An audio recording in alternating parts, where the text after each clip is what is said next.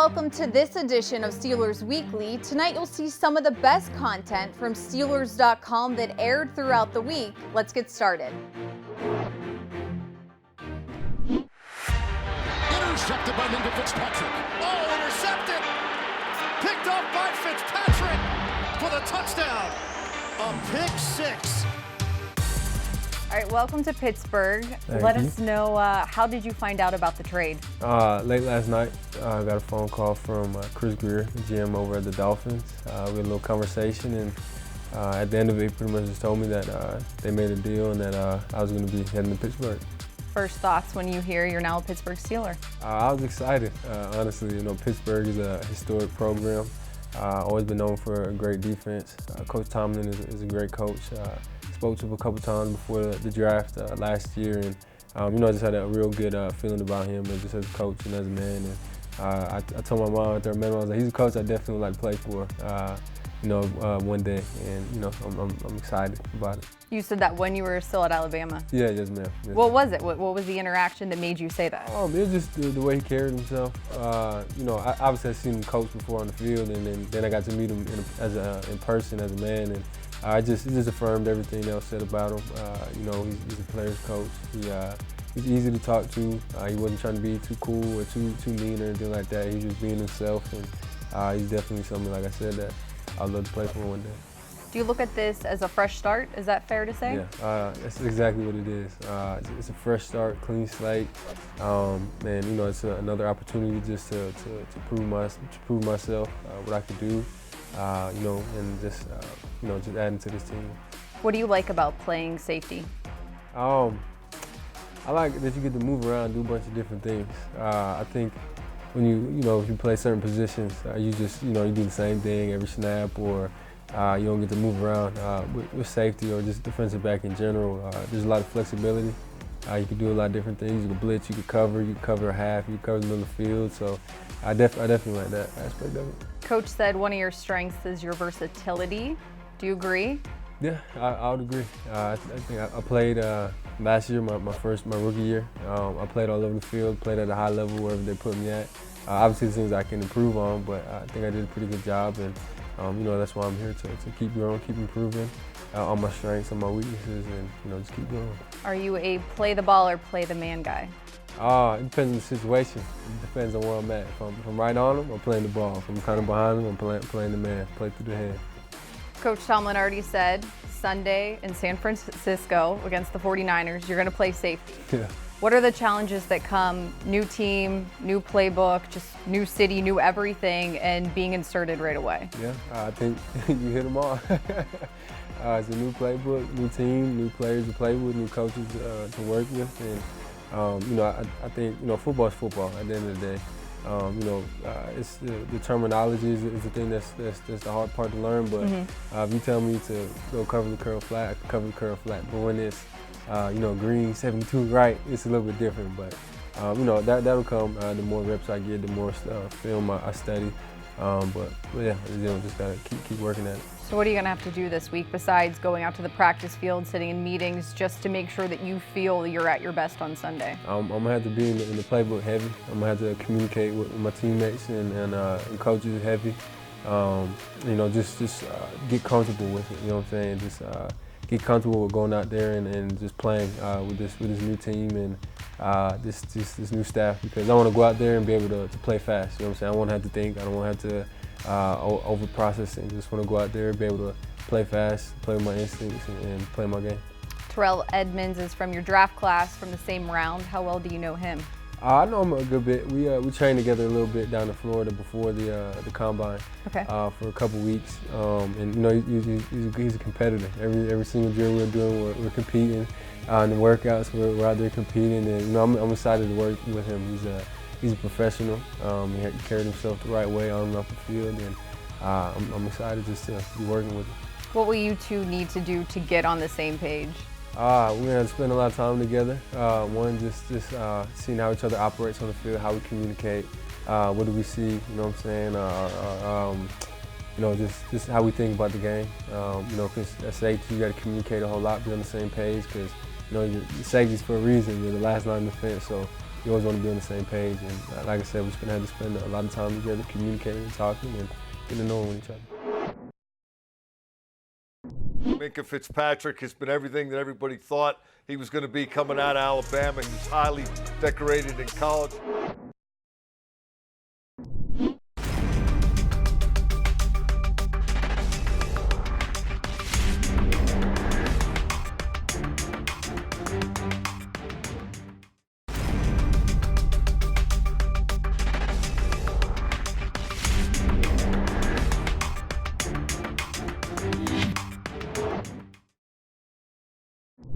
Here was this week's edition of Agree to Disagree.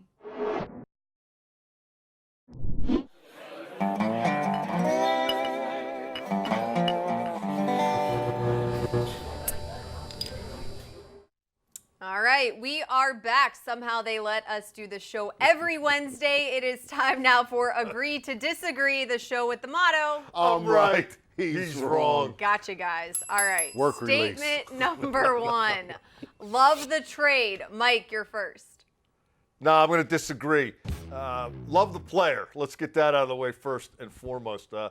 I think Minkah Fitzpatrick has been everything that everybody thought he was going to be coming out of Alabama. He was highly decorated in college. He was highly coveted last year in the draft, and nothing that he's done in the NFL since has led anybody to believe he's going to be anything but what everybody thought he was going to be all along. He also arrives to help fill a position or bolster a position of great need for the Steelers for a number of reasons. But, and there's always a but, I can't say I love the trade till I know exactly what it cost the Steelers to get Minkah Fitzpatrick here. It's highly plausible that they may have given up an awful lot to get this guy at this particular time. They might have given up the next shutdown corner, a top 10 pick in the 2020 first round. They might have given up an elite edge rusher. They might have given up a shot at getting their next franchise quarterback. Until I know what they gave up, I can't judge it, so I can't love it. All right, Labs. Okay, I disagree with Mike. I agree with the statement. And let me just ask you this. If the Dolphins make a bad pick with the third overall pick, say, in your mind, so then it's a good trade. No, I'm not interested in what the Dolphins pick. Okay, so I'm interested in what's on the board next spring. Well, I mean that's an absurd position to take because you can't judge a trade by all of the players who are available after the 16th overall pick in the draft and say, well, they could have picked Tom Brady in the 6th round, and so that's a bad trade. But anyway, let's get back to what you said about at a position of great need. My contention is that you don't get a player like Minkah Fitzpatrick, a ball-hawking, play-on-the-ball free safety, unless you're picking in the top 10 in the first round. And so if we both agree that this is a position of great need for this team, a position this defense desperately needs, you gotta pay to get what you pay for. All right, statement number two. It's up to the I want to sell you a car people. sometime. I'll let you know what it costs a year later. Hey, stay on track. That's what you want. Statement number two. It's up to the people around Mason. Labs, you'll go first on this one. Yeah, I agree with the statement. I understand that, the quarterback is the most significant player on a football team, but he's also one of 22 players, and I'm going to include the defense on this too, one of 22 players who has a significant input on the outcome of a game. And so I believe, and this starts now, leading up to the game, that it's incumbent upon the coaches and his teammates once we get into the game to step up their game, to help this guy out, to understand he is not Ben Roethlisberger and not expect him to do the kinds of things during a game that Ben Roethlisberger would have done had he been the quarterback. Support the guy, help the guy, and I think the guy has enough to at least give you a chance to win every week of this season. Pursuta? Yeah, I'm going to disagree again. Mason Rudolph's got to play. He is the starting quarterback for the Pittsburgh Steelers, and that is the pivotal position on the field. Yeah, it's a good idea. As Labs pointed out, the defense can certainly make his life easier. Other people can support him, players, coaches, whoever. But he's got to get the job done. You can't look at him like you looked at the right fielder in Little League and just hope they don't hit the ball to him. He's going to get the ball every play. He's got to produce. He's got to do something that he has never done previously. Now he's trained to do it. He's going to be well prepared to do it this week, but we haven't seen it yet. It's up to him first and foremost to get her done. He only has to do his job, not everyone else's job like Ben often did. That's the difference. Number one, watch the way his footwork is. You know, he talked about working on his footwork all off season.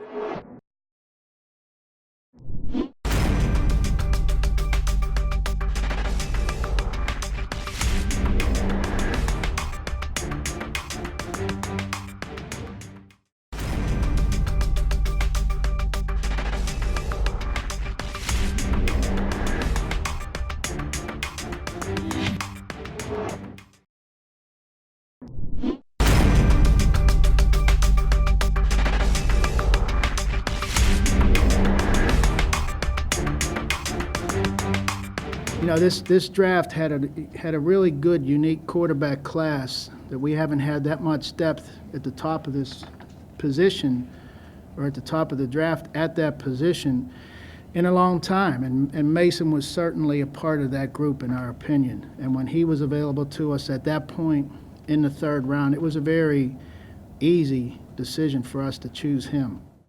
All right, Tunch, that was Kevin Colbert and Mike Tomlin right after that 2018 draft class. Baker Mayfield went first, Josh Allen, Sam Darnold, all those guys. 5 quarterbacks taken in the first round, none in the second, but then the Steelers taking Mason Rudolph in the third round. We saw him yesterday at Heinz Field in the second half. No Ben Roethlisberger. We know what's going to happen moving forward. What did you see from Mason that's giving you positive vibes about this? Well, number one, Missy, I saw a lot of poise. And when you watch the video of the way he said, now, number one, watch the way his footwork is. You know, he talked about working on his footwork all off season, and what that does to him is it gets rid of the ball quicker because he's always set his feet. And the footwork also puts a lot of more oomph on the throw, so he can throw that quick out, so he can throw the ball downfield. Look at how quick he sets his feet.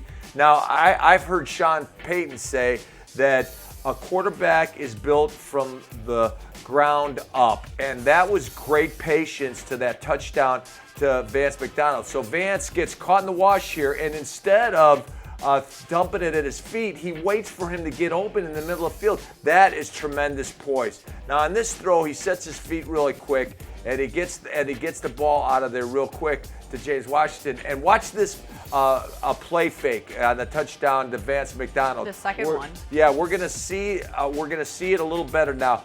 Watch the way he bends over the ball, he tucks the ball, he's got his back to the defense, which means he is fearless. That looked like Boomer Esiason, a quarterback in my day, who was probably one of the best play fake quarterbacks. And Tom Brady did that early in his career. Now he doesn't keep his back to the defense as much as he used to, but that was great by Mason Rudolph to bend over the ball, keep his back to the defense, and then come up throwing. Now for Mason this week, last week, he practiced on Wednesday because that's Ben's normal day off. Yeah. How much is it going to help him having a full week of preparation as the Steelers starter? I think it's going to help a lot. Number one, I think the playing in the second half is going to accelerate his growth. It's going to give him a little maturity because, he's going to look back on this game and say, I can do this. I can play this game. And so this week he's going to be a little bit more focused. He's going to be a little bit more driven, and he's going to be a little bit more aware because he's starting. And I bet the butterflies are floating around right now. So he's getting a little bit nervous, and that's good. When you're nervous, you focus. When you're nervous, you prepare harder. When you're nervous, you work harder.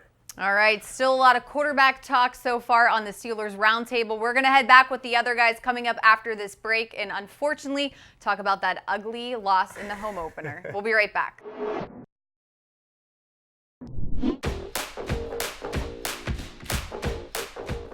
Love football, always love football, and anytime I can get together with other women that love football, here I am.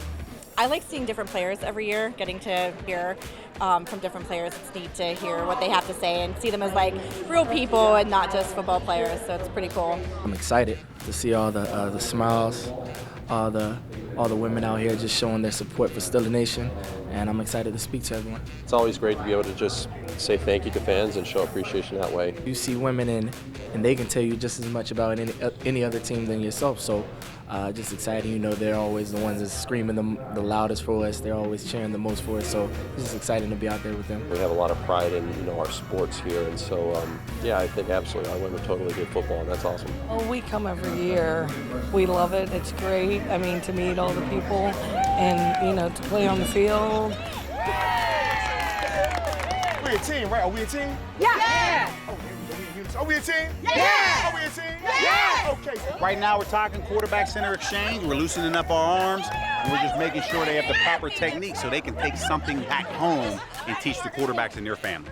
I like just knowing about, who they are, and it's personal. That's why we like to come. Since you're starting with a young quarterback, I want to say pound the ball. You've got to pound the rock.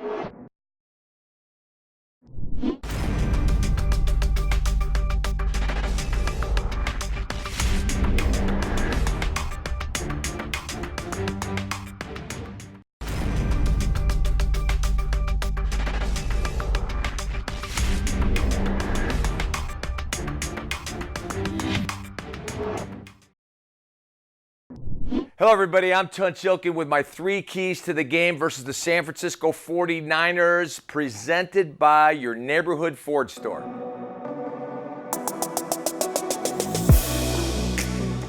Key number 1, since you're starting with a young quarterback, I want to say pound the ball. You've got to pound the rock. When you look at the San Francisco 49er defense, they are tall and lean. And so, they run this 4-3 stack shade where the linebackers are stacked and the defensive linemen shade an offensive lineman.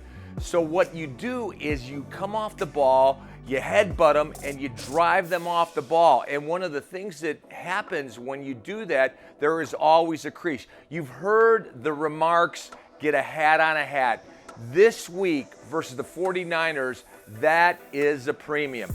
That brings us to key number 2, and it's on the defensive side of the ball. You've got to stop the run, and you've got to play gap sound defense. In other words, you don't want to over pursue, because one of the things that the 49ers like to do is they run a lot of misdirection. They run a lot of jet sweeps, and their 2 running backs, Breeder and Mostert, are really fast. They're both 4-3 guys. They try to get on the edge, but what they do in the misdirection and the running play, they'll call this is a play that we used to run, it's counter 35 lead. And what happens is Juszczyk is the fullback and he's a thumper.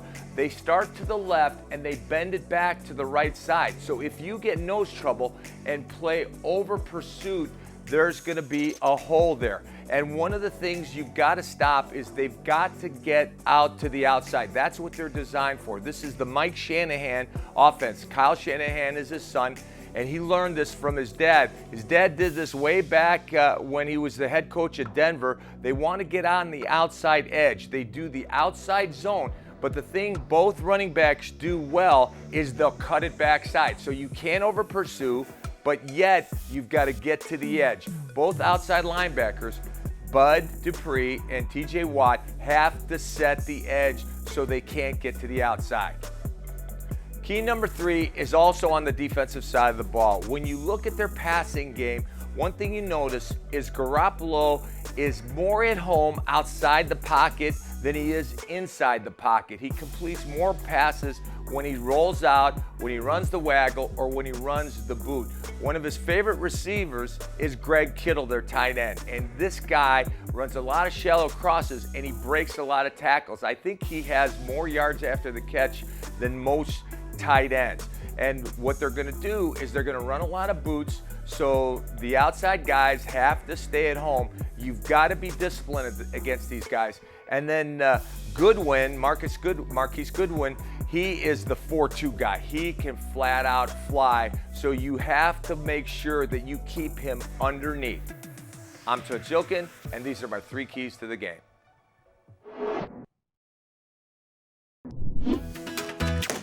So we showed up here at 6 o'clock this morning, and one of the people from Ball's Furniture were here. and we unloaded all this wonderful furniture you see in front of us. It was quite a process. We are so excited that the Steelers and Bob's Furniture has decided to choose Boys and Girls Clubs of Western Pennsylvania as a benefactor of these beautiful new spaces in our McKeesport Club. So we are building wonderful new workforce development programming, music production, arts programming, and these spaces are going to give our kids a wonderful, comfortable, safe place to go to do all this out-of-school learning. Okay, ready, good, opening, let's see.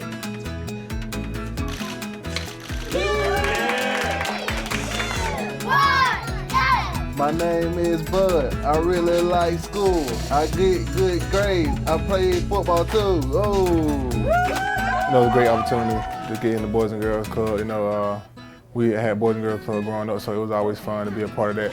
And just to come out and actually help back now and just see the progress that they're making is an absolute blessing. You know, as Bob's, we're always very glad to be involved with all these great organizations and Boys and Girls Club and the Steelers organization, and just being able to help and give back some. We love being part of the community. You know, you just give kids the opportunity to actually see people in the flesh, you know, not just seeing them on TV, actually seeing them in the community. That gives them a better perspective on what it takes to make it and be in your shoes, and also, you know, let some of the kids know that you've been down some of the similar situations they have been in their life.